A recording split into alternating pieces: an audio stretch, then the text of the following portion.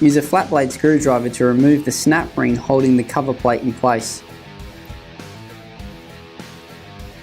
Using a nylon or rubber mallet, tap the cover plate several times to loosen it before lifting it out.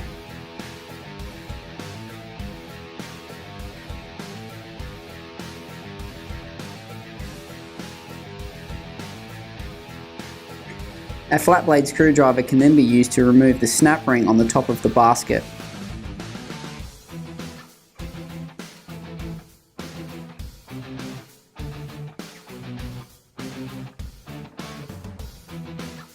Carefully remove the oil pump drive shaft so it's not damaged.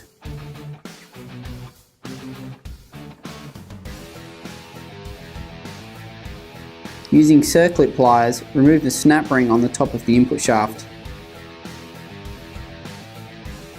Carefully lift the old clutch basket assembly out of the transmission.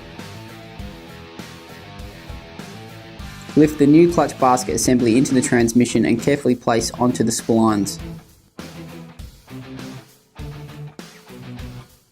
A flat blade screwdriver can then be used to remove the top of the basket on the new clutch.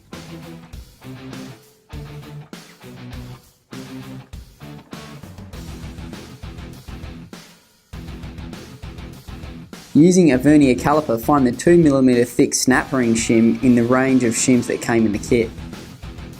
Install the 2mm thick snap ring shim onto the top of the input shaft in the groove.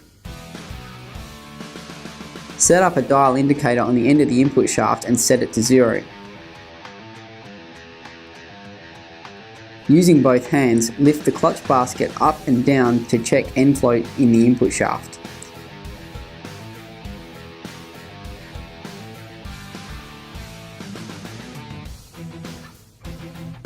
As seen here, this measurement is 0.1mm.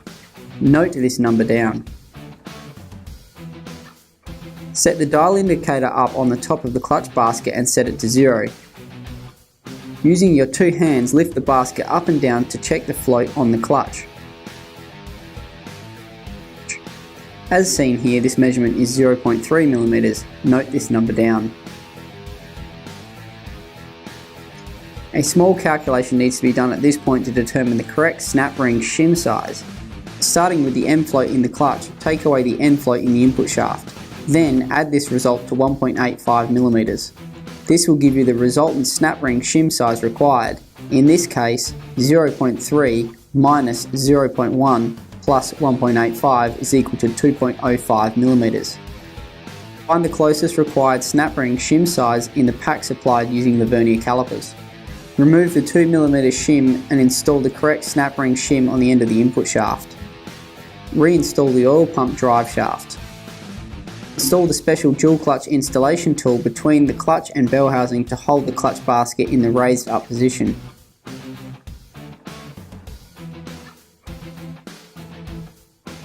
Install the top of the basket, taking note of the orientation markings in relation to the bottom of the basket. Reinstall the snap ring to hold the top basket in place. Take note of the orientation of the snap ring, it only fits in one direction. Ensure the ring is seated right in place.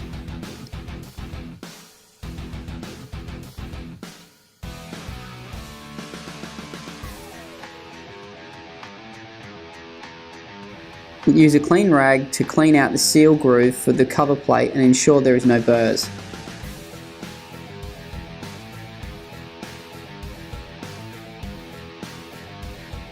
Place the cover plate carefully over the input shaft and lightly tap into place.